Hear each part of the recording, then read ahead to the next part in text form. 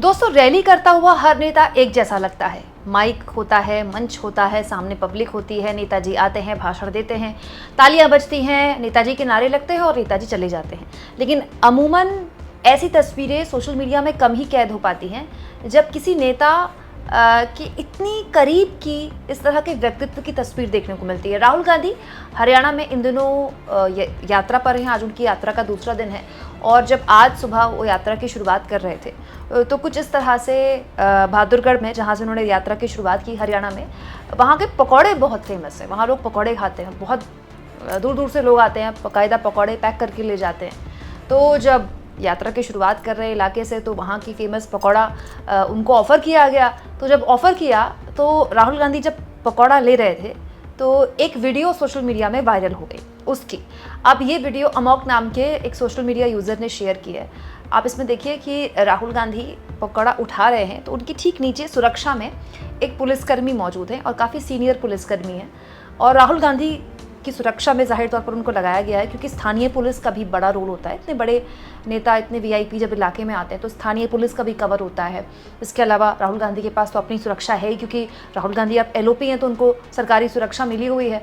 लेकिन राहुल गांधी देखते हैं कि जब वो पकौड़ा उठा रहे हैं तो पुलिस के इतने सीनियर अधिकारी वहाँ पर मौजूद हैं, वो अपना काम कर रहे हैं। उनका काम राहुल गांधी की सुरक्षा पर नज़र बनाए रखना है क्योंकि भीड़ काफ़ी ज़्यादा है। तो राहुल गांधी को कोई छू ना पाए, राहुल गांधी को कोई दिक्कत ना हो, तो वो राहुल गांधी की सुरक्षा पर नज़र बनाए हुए थे। तो अचानक से वो एक पकौड़ा उठाते हैं और वो सीनियर पुलिस अफसर उनको शेयर करते हैं। दोस्तों, इन सीनियर पुलिस अफसर ने इससे पहले बहुत से बड़े नेताओं की सुरक्षा में अपनी मौजूदगी दर्ज कराई होगी।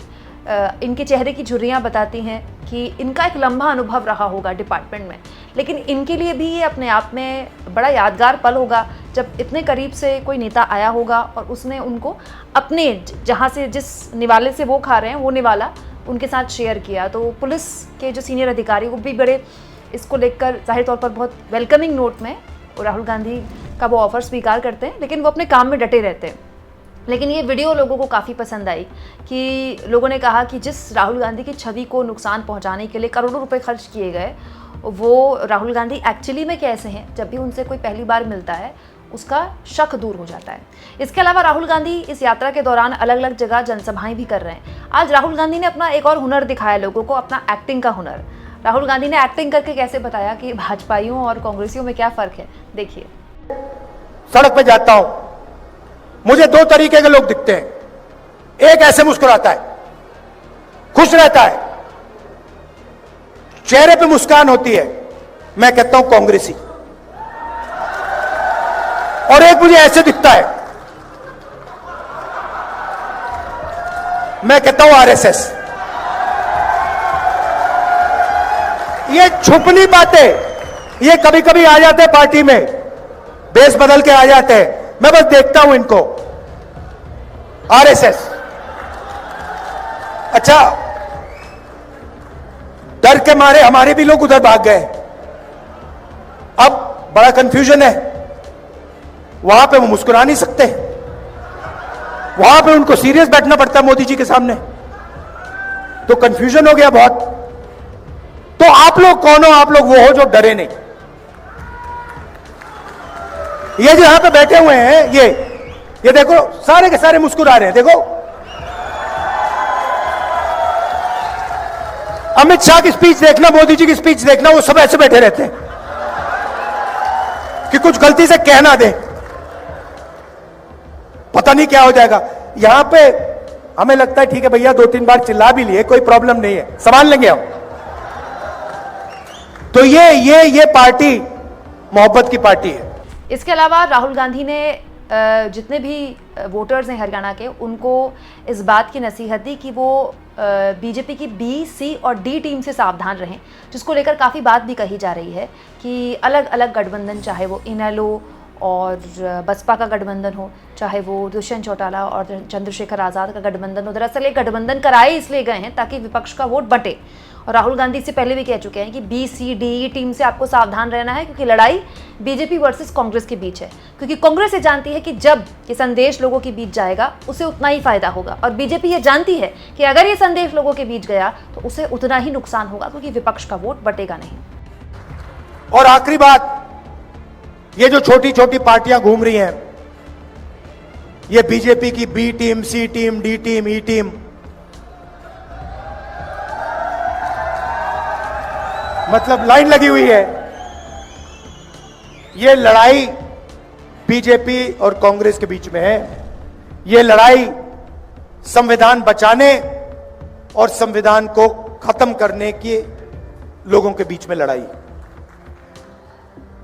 कहना नहीं चाहिए, मगर यहां पे कांग्रेस का तूफान आ रहा है। इसके अलावा दोस्तों, हरियाणा में परिवार पहचान पत्र एक नया कदम हरियाणा की बीजेपी सरकार ने लिया, जिसे लेकर हरियाणा के लोगों में काफ़ी गुस्सा है और काफ़ी अनियमितताएं पाई गई हैं। उसको लेकर काफ़ी परेशान है लोग।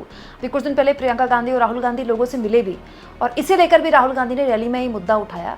ये बताता है कि स्थानीय मुद्दों को भी राहुल गांधी उठा रहे हैं। वो अडानी की जिक्र करते हैं, वो अंबानी का जिक्र करते हैं, लेकिन हरियाणा की समस्याओं को भी वो छूते हैं। इन्होंने नया काम किया है। पहले आधार कार्ड था, अब परिवार का एक बना दिया है। क्या कहते हैं उसको? परिवार पहचान पत्र। अब मजे की बात देखिए, किसी कंपनी को 1000-2000 करोड़ रुपए का कॉन्ट्रैक्ट देना था। कहा भैया नया काम करते हैं, चलो परिवार परेशान पत्र बनाते हैं, चलो हरियाणा के परिवारों को परेशान करते हैं। कभी आपकी उसमें आमदनी बढ़ जाएगी, कभी कम हो जाएगी, कभी आपको सरकारी प्रोग्राम से परे कर दिया जाएगा, रोजगार नहीं दिया जाएगा, और कहेंगे भैया देखो आपके परिवार परेशान पत्र में आपकी आमदनी ये है। सच्चाई कुछ और है। कॉन्ट्रैक्ट देने के लिए पूरा का पूरा तमाशा कर दिया है, सबको तंग कर दिया है। ये जो इनका परिवार परेशान पत्र है, सरकार आएगी हमारी, इसको खत्म कर देंगे। आपके लोग सेना में जाते थे, देशभक्ति की आग उनके दिल में होती थी, वो जाते थे। वो रास्ता भी अग्निवीर योजना के माध्यम से बंद कर दिया है। भाई और बहनों, आप जानते हो अग्निवीर क्या है? आप जानते हो अग्निवीर क्या है? क्या है अग्निवीर? क्या है बताओ?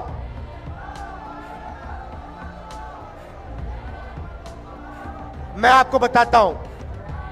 अग्निवीर हिंदुस्तान के जवान से उसकी पेंशन, उसकी कैंटीन और उसका शहीद का दर्जा चोरी करने का तरीका है।